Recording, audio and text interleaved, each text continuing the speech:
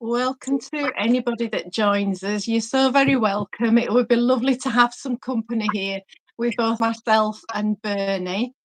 So just to introduce myself, I'm Helen Quarmby from Helen Quarmby Healing. And Bernie, do you want to introduce yourself? Yeah, for those of you that don't know me, I'm Bernie Curd from Breathe and Bloom in Mohill.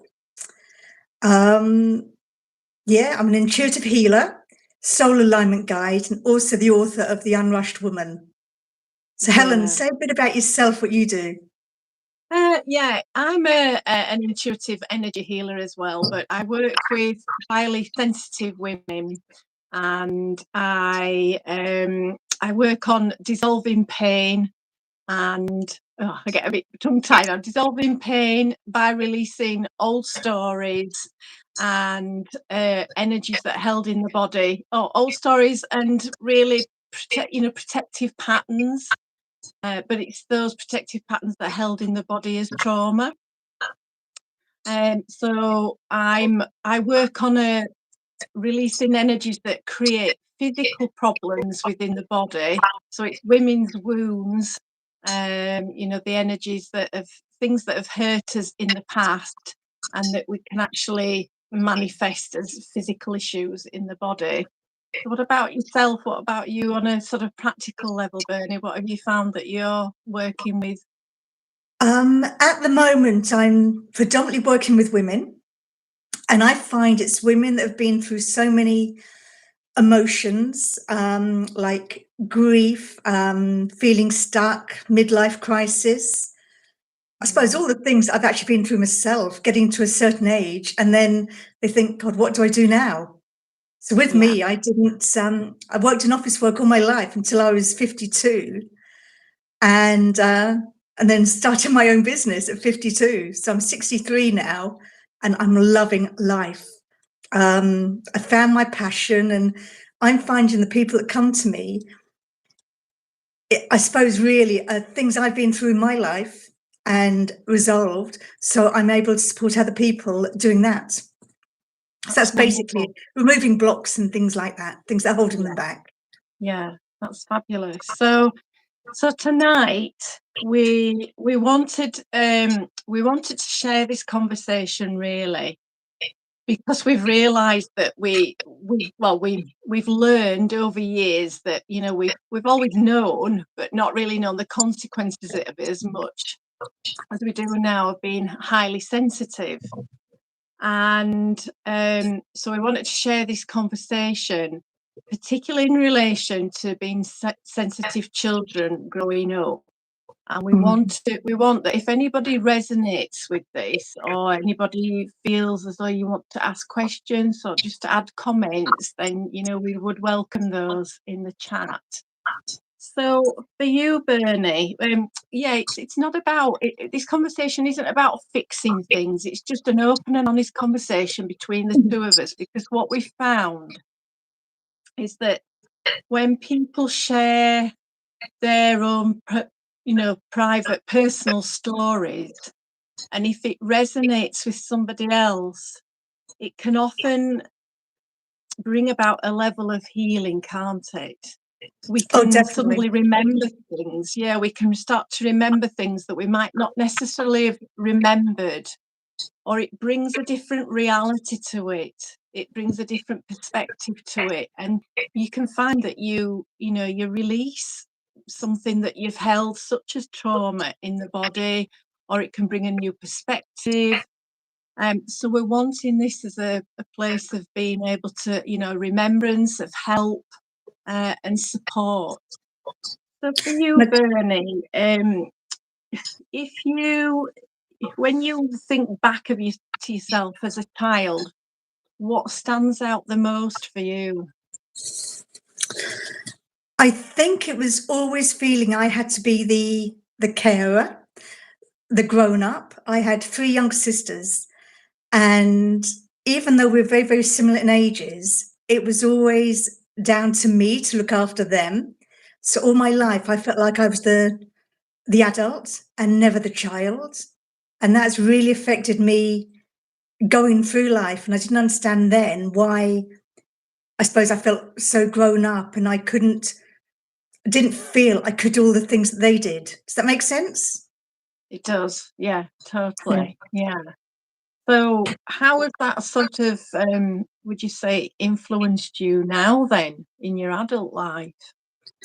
Okay, again, it's, I suppose, being the people pleaser, doing Mm, things for other people, always feeling that you haven't got your own mind or something that you really want to do because there's others relying on you, that you feel you mm, always have to do it for them. I mean, luckily, I don't do that now, but that's because of the work I do.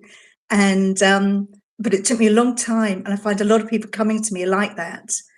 They're so used to being other people saying, oh, well, Bernie will do that, or don't worry, you know, and they'll think you drop absolutely everything. So it's the people pleasing, I think so yeah. many people are still doing.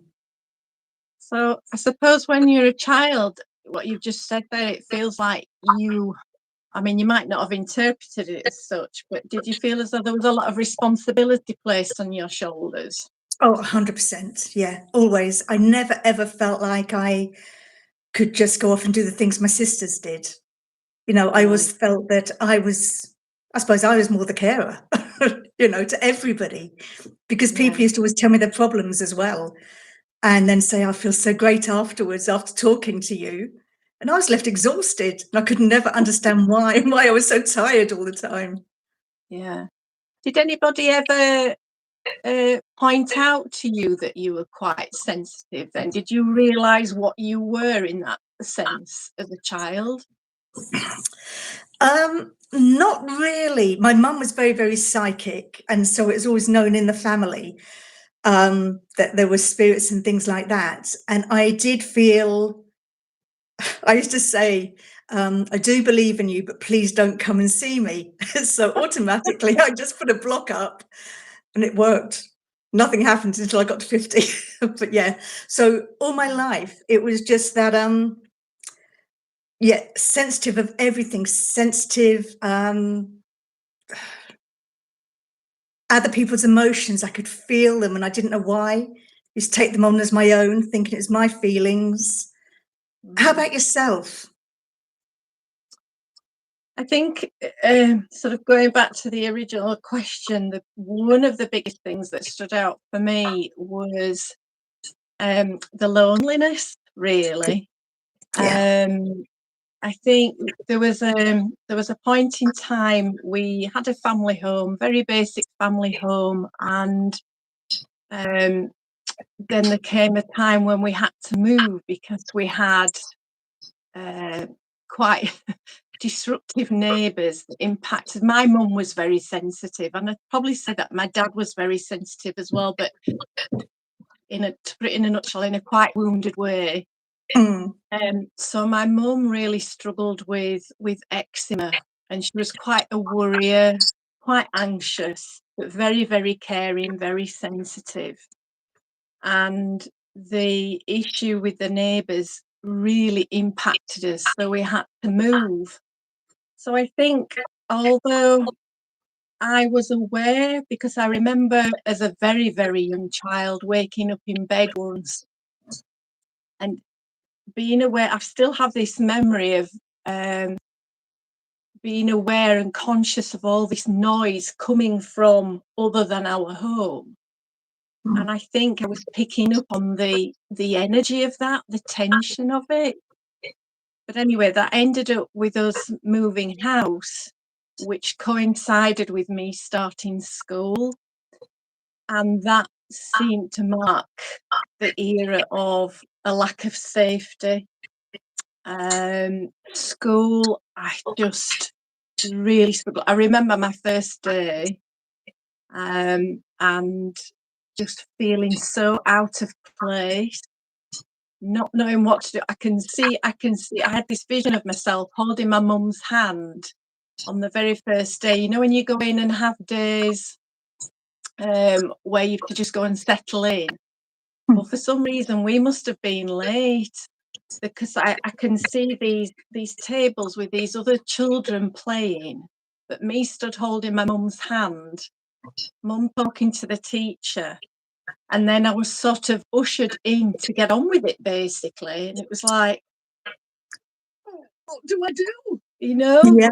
Yeah. So from that very start, there was like this fear and this tension associated with school, and really not fitting in. That was my biggest part of school, not fitting in. Oh, I felt like that as well. 100%. Did you? Yeah. How did that play out with you then, Bernie? I suppose I went into a shell. So I just wanted to be hidden. I didn't want people to look at me. I didn't want to talk. And everyone kept saying, oh, wasn't she shy? Or look at her, the good girl there in the corner type thing. It was just, Yeah. So I didn't really have any friends as such. There was a group, and because they were like family friends, I sort of hung around with them, but I had nothing really in common. And I remember the worst thing being my mum and dad, they were so good. But when I started secondary school, they brought me all the things on the list. So I was the only one that had to hold a briefcase. Everyone else in the class had a lovely bag that went over. And I wanted one of them. My mum said, you can't, you've got to have what's on the list. So that made it even worse for me, carrying this briefcase to school. And of course, the in group, I felt we're all looking down. And so, yeah, I'll always remember that. I'll never ever forget. And the clumpy shoes as well, where I wanted fashionable shoes and had to get these, Yeah. So talk about, not fitting in, making it even worse for me. Yeah. And then if someone did talk to me, because I was so shy, I used to go bright red. I used to stutter. My words would get mixed up. I found it easier just not to go out at all. It's just. Yeah. I know, and I would get my words mixed up, and that's a trait that I've carried with me now. If I have to really work hard on calming myself, grounding myself, and getting my breathing right. In fact, the first conscious time I was aware that there was something not right with me, on a sort of not right. One of the nativities, every Christmas they did a nativity play. And I remember this one time I was Angel Gabriel. And I was waiting to go on stage in the hall in front of all the parents. And I'd been holding this tissue in my hand. My tissue was like a comfort blanket. And I think one of the teachers standing by me noticed I was holding it, and she says, give me that before you go on. You can't go on with a tissue in your hand. And she took it from me, and she went, ugh. And it was not because I blew my nose or anything. It was because my hands were sweating so much. And I think that was one of the first times I realised just how nervous I was as a child, and how much that took over my life. And that was just me, the nervous, sensitive child at school, so fearful and frightened. And like you say, it's so restrictive. You go into a shell, don't you? Oh, 100%. I was the same even when I started work. I remember not wanting to go down to tea break or lunch with anyone else, because even pouring the water into a cup, my hands would shake, because I'd be so worried if people would be looking at me, which now I'm thinking, what on earth? But it was that bad. If anyone said anything and I was holding a cup, the whole thing of the cup and saucer, would shake. But it just shows when you're so sensitive, what it can actually do to you. It's actually crippling. It is, absolutely. And I've always considered my sensitivity more of a curse.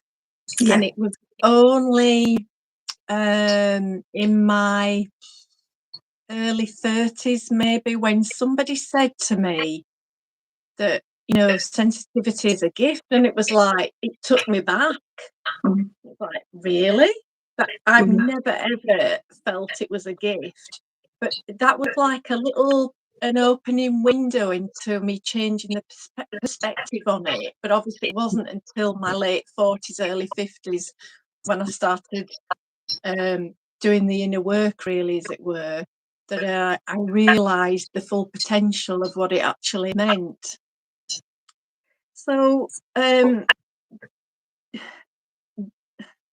what I'm just looking at some of the things we've mentioned before, Bernie. Did you feel safe then being fully yourself? Did you feel you could be fully yourself? Did you feel safe to be yourself? Oh, definitely not. I always felt like I had to hide. I had to be what other people wanted me to be. I never felt I could actually be the real me. That was all hidden inside, because I remember once, I was about 12 and I used to love writing. And I remember doing that, and then it was never encouraged. And then people used to laugh at me. So straight away that went on the back burner, and I thought, no, I'm not doing it. I'm not good enough. And I used to always have a blank. When I did an exam, my mind went, no matter how much studying I'd done, went completely blank, and I just froze. And that's why I left school at 16 with hardly a qualification to my name, and ended up working in a typing pool. And I thought, yeah, this is fine. And it was lovely. And I just put my head down and got on with my job.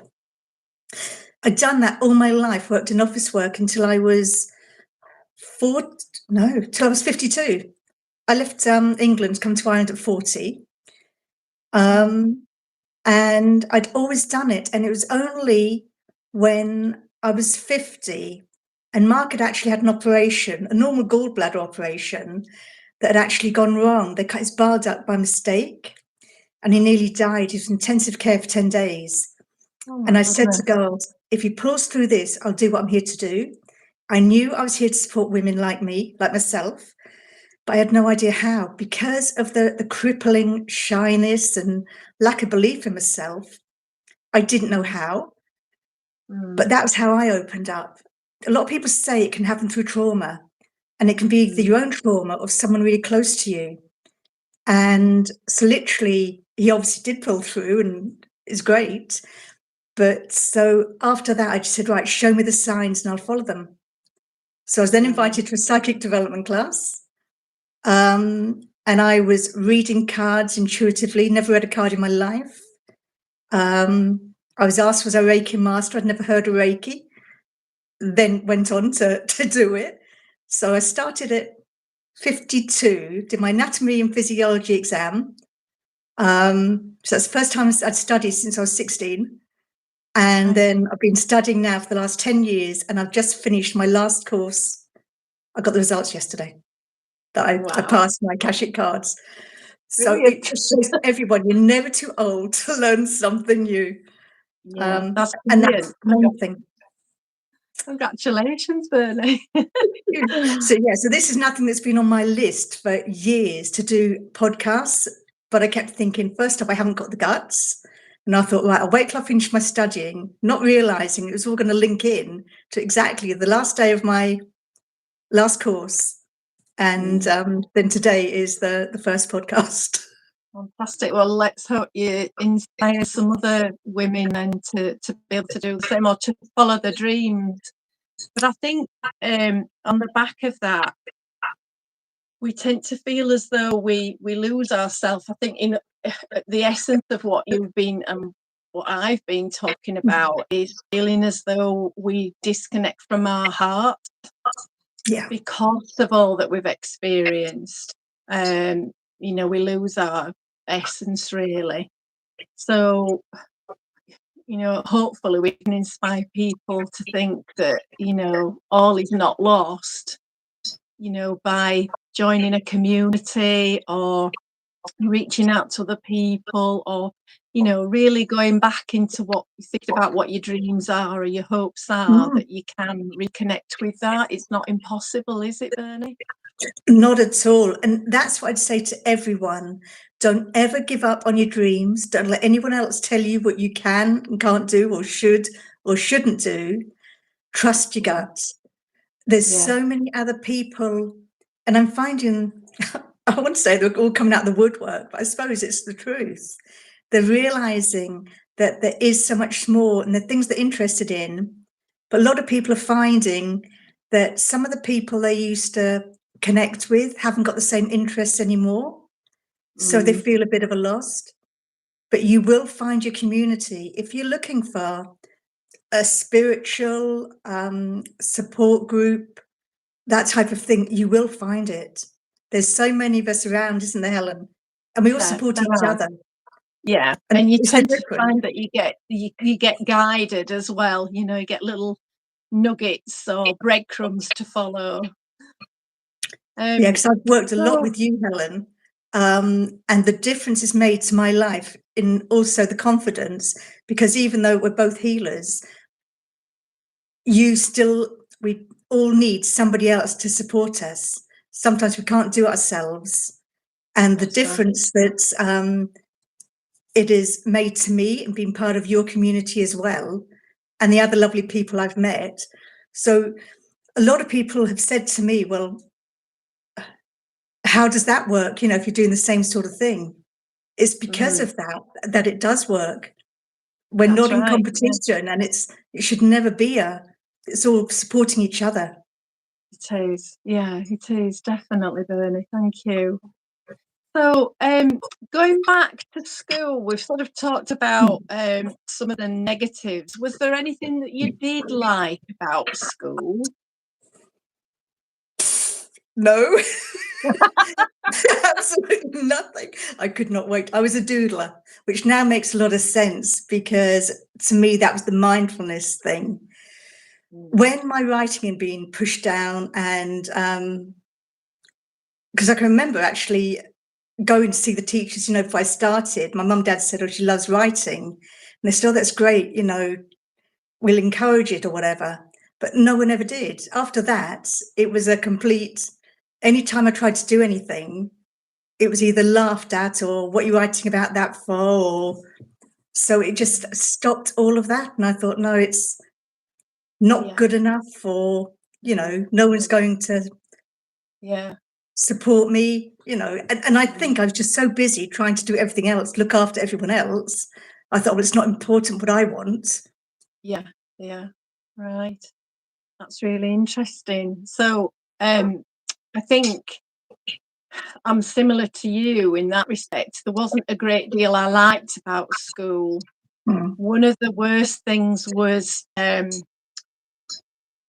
playtime, because when we were in class, I could hide in the books, in the work, so to speak. But when it came to playtime, because I was on my own, I was like the one that stood out like a sore thumb, because I was on my own in the playground. So it was a case of, well, what do I do? There was one vision, one memory I still have of standing. The playground was on a slope, and I can remember standing with my back to a wall, looking down and just observing all these children playing in their own groups. They all seemed as though they were really happy and content. And I thought, what do I do? Do I just stand here for the full length of playtime, you know, like a numpty?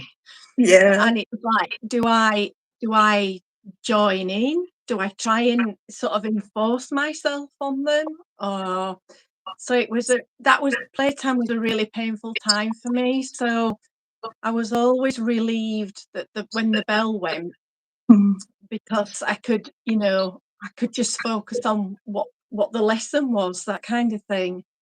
But I think, like you, I could write for England, but the writing was always geared up to finishing a project, doing an essay at school, writing a report for work. And it was never, I can never remember a time where it was encouraged as a part of creativity or anything like that.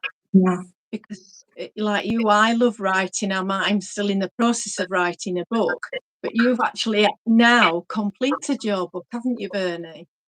Do you want to expand on that a little bit? Yeah, basically what's called The Unrushed Woman. And the reason for that, I suppose, is because I didn't do anything till later in life. So, and a lot of it is letting you know that you're never too old to learn something new.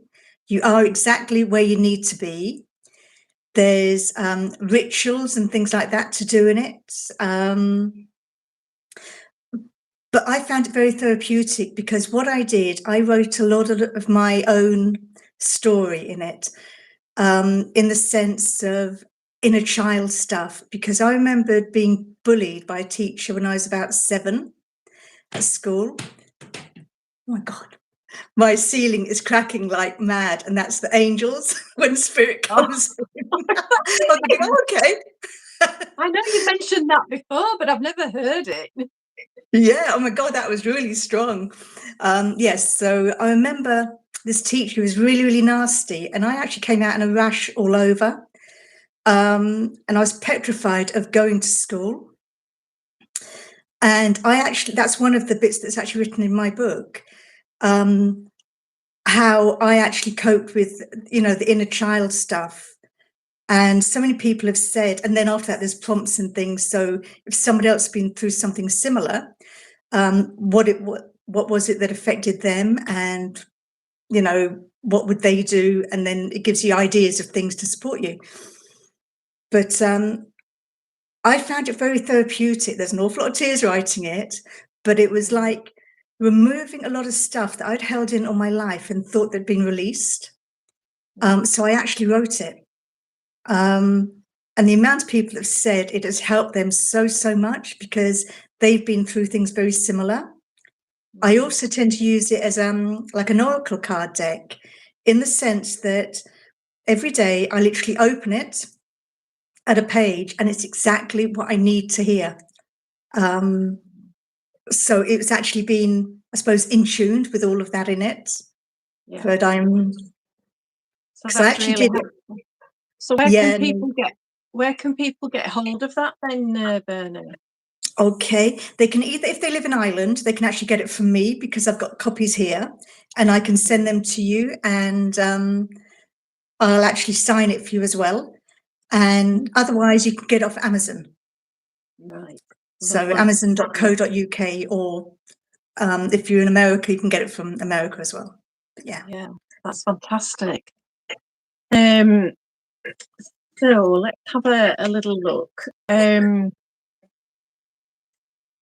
We've got a question here about your childhood coping strategy. Did you have a coping strategy that you feel like you brought into adulthood for yourself?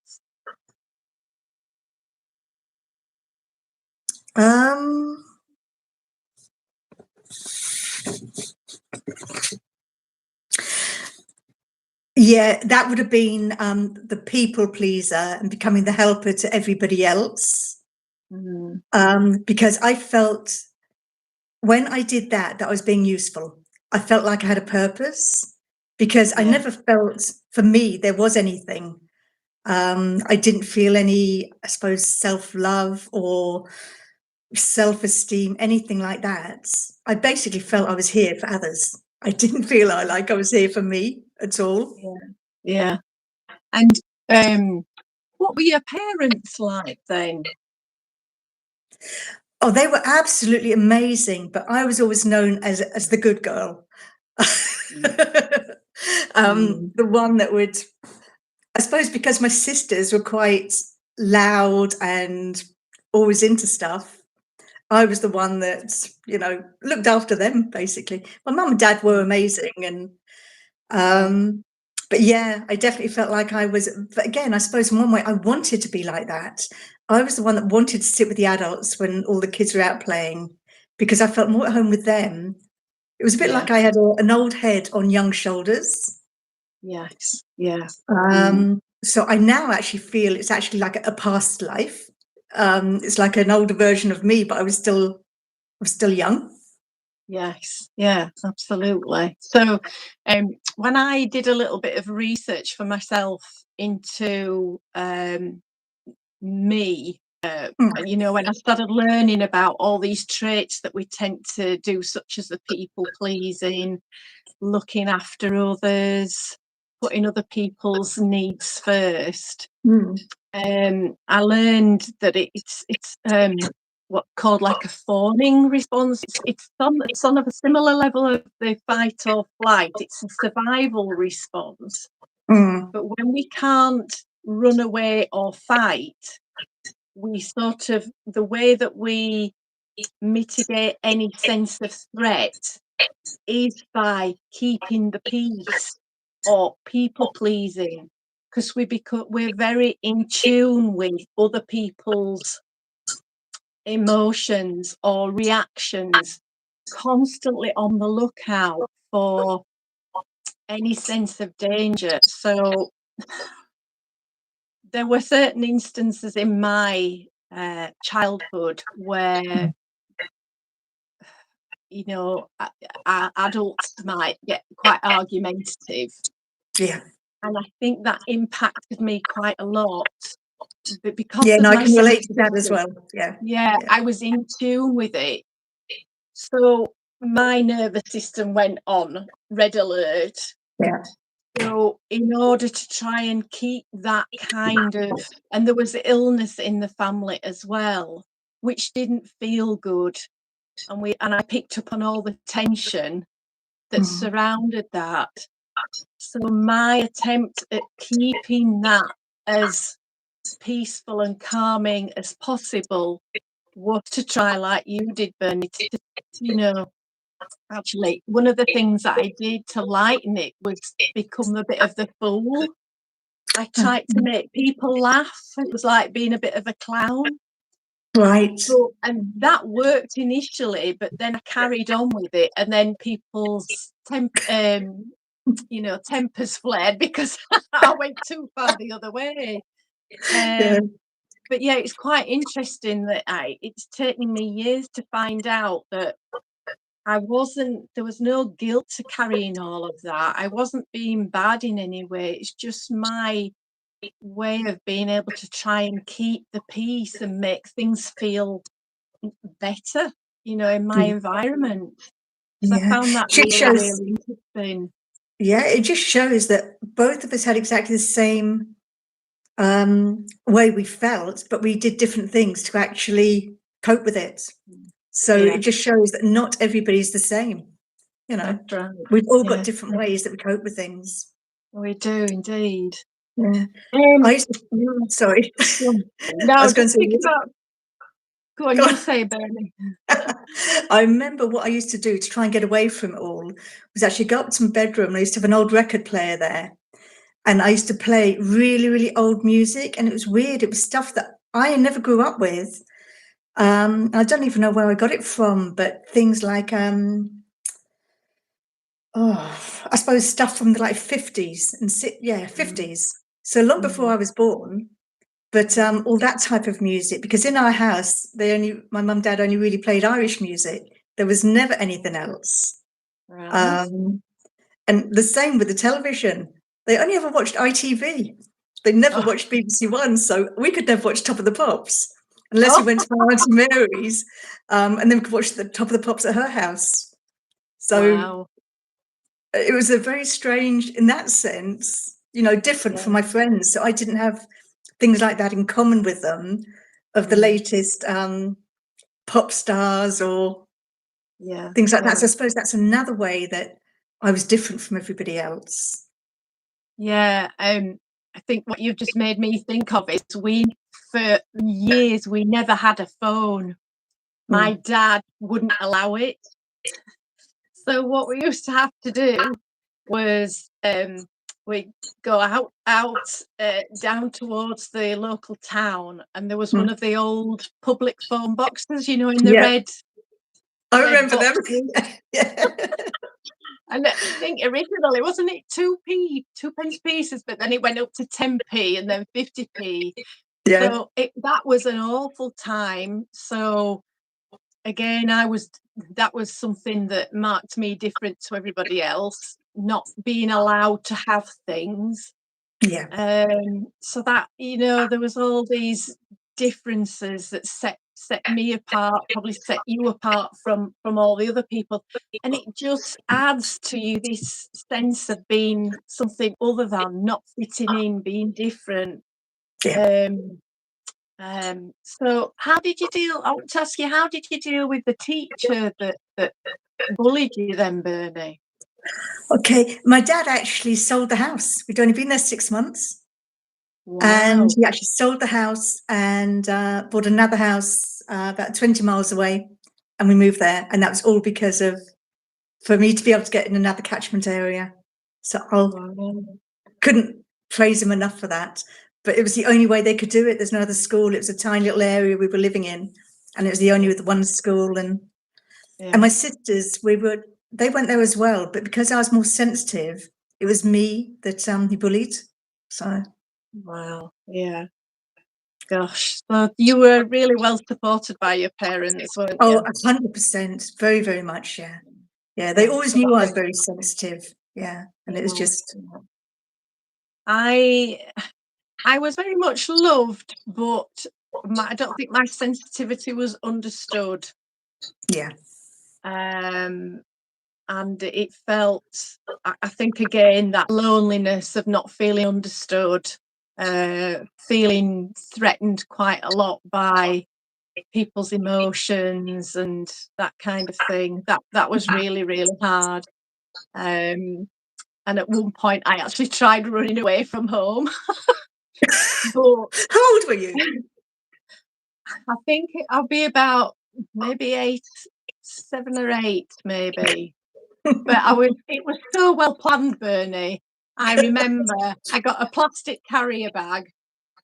I put a pair of slippers in and a tin of something, and I didn't even take a can opener with me. Oh, God. I remember I got my coat on and I walked out of the house, and it was pitch black. And I thought, oh gosh. But I got out and I just about got to the end of the street, and a member of the family came running on and took me back. And in a way I was relieved, but I just, that sense of not fitting in, not feeling as though even I was, I think there was a part of me that I felt I was adopted. Conversation ran through my mind. But that urge was so strong to find that support, that sense of feeling loved, you know. I was loved, but because of everything else that went on, my interpretation of it wasn't what I expected as being love was, you know. So Berna, we've been talking for just over half an hour. I don't know if there's any questions or comments. Just your I can't see anything. Yeah, I don't think so. No, really going to respond to. Yeah, that's fine. But again, I think really what our goal here is to let people know that there's so many of us out there that started off as really, really sensitive people. And that if you're sensitive, it's really, really special. It's to support yourself. You're not on your own. There's so many others out there that, you know, feel the same type of way. And yeah. And if you were to say what's been one of the things that's made a difference to you, you know, in this part of your life now, or sort of coming to terms with that sensitivity, what has made a difference to you in any shape or form? I think it's having the support of other people, all on the same page, all wanting the same thing. And it's also finding your passion and honoring it, realizing that you don't have to hide anymore, that you are what you are. And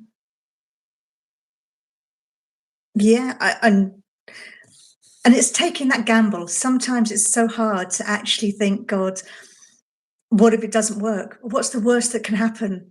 Even if it's baby steps, even if it's something on the side, you know, even if you can't give up your job fully and start doing it, but even start doing baby steps. Life is too blooming short to be doing something that you don't like, don't enjoy. And think with me, I keep thinking to myself, at the end of my days, whenever that may be, I can always turn around and say, well, I've given it a go. I've never let anything which I still, if I look back at the little me, I know that she would be so proud of the person I've become. What would you say to her, maybe? Is there any, can you think of what you might say to little Bernie?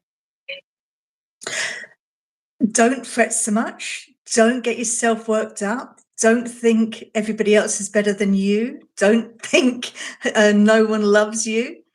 At the end of the day, I'd say to her, keep loving yourself. That's the most important thing. Yeah, thank you. Yeah, I think that's lovely. Yeah. I think, excuse me, for me, it's, I've mentioned it before, realising that being sensitive is a gift and not a curse. Yeah. And learning about that and realising that we are actually part of 20% of the population, and there's biological things that make us highly sensitive and make us more suited to the roles of, you know, being in a caring profession, or therapies, or, you know, spiritual roles, spiritual business, that kind of thing.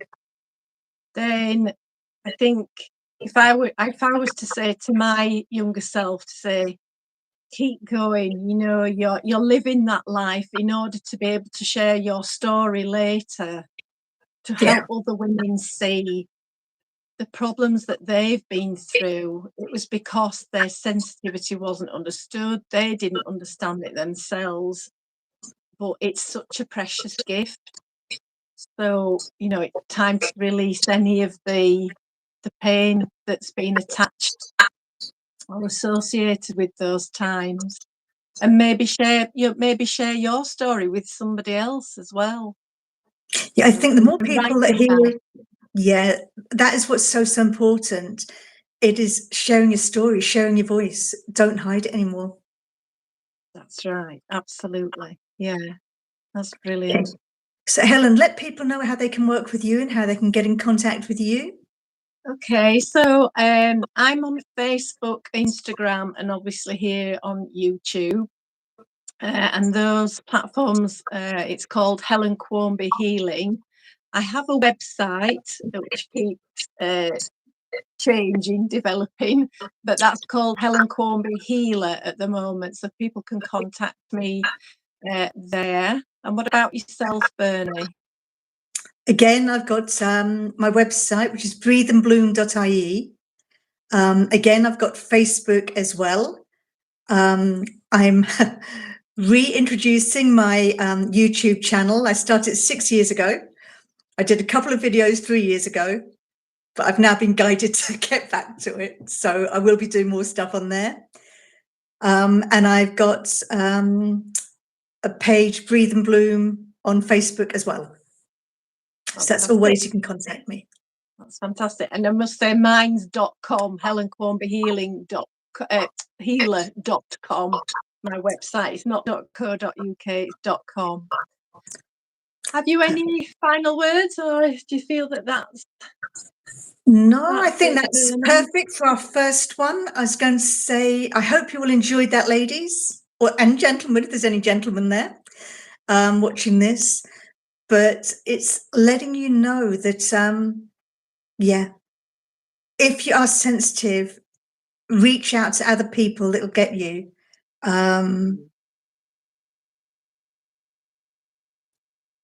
remember that just because you're in a certain situation at the moment, you won't always be. What about you, Helen? Yeah, I think I would reiterate that, you know, ditto that, to be honest, Bernie, that when we're in situations that don't feel quite good, we can think that it's never going to change, but it does. And really just take a moment. If you're that kind of person that feels that little bit nervous or feels to struggle in the ways that we've mentioned, such as not being able to speak up, feeling as though they make mistakes, or, you know, make a mess of things because of your nerves. One of the biggest ways of helping me is to just pause, really feel your feet on the ground, relaxing your shoulders and taking a few deep breaths in and out, and that helps to settle your nervous system. Because what happens to us when we're nervous, we tense up and all our energy goes into our head, and then we start making mistakes, we get clumsy, we can't talk, we can't breathe properly.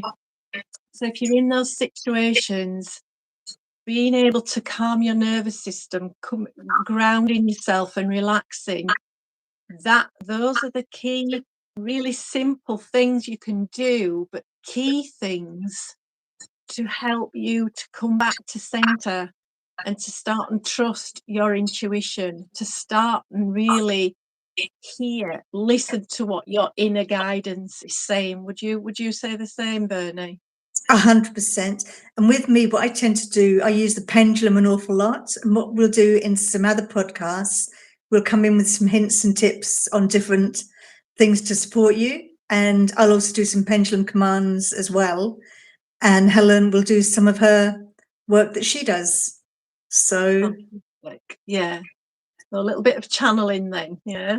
Yeah, definitely. Which you do also, Bernie. Yes, I am now trusting my guidance. I've been guided for a long time to bring out my channeling. I do it for myself. I've now started bring it in sessions now as well.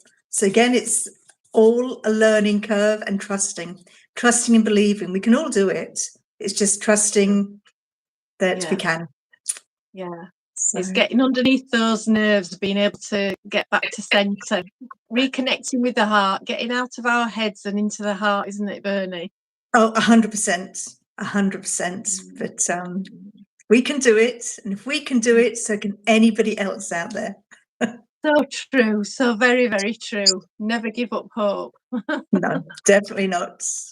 Right, Bernie, it's been lovely talking to you, and thank you to everybody that's either joined us this evening or joins us in the replay. We will be back with another episode of Living a Highly Sensitive Life, and we hope that this has helped you in some small way. We really do hope that's helped. Okay, Definitely. Bernie, we'll say goodbye to everybody. Perfect. See you all Thanks later. very much, Helen. Thank you. And you, Bernie. Bye. Bye.